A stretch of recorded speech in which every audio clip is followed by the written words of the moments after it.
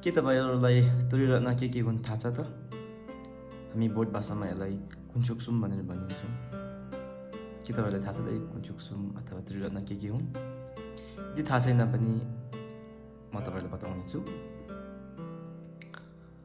त्रिरत्न भन्दाखेरि सबैभन्दा पहिला बुद्ध रत्न, धर्म रत्न, संघ रत्न यो तीनटालाई त्रिरत्न भनिन्छ।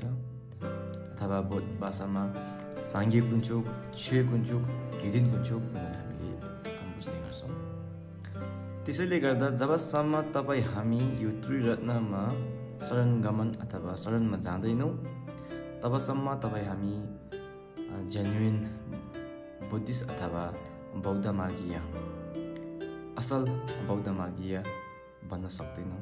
त्यसर्थ तपाईँ हामी सबैजनाले यो त्रिरत्नलाई ध्यानमा राखेर यो त्रिरत्नको शरणमा जानु चाहिँ एकदमै महत्त्वपूर्ण भएको छ।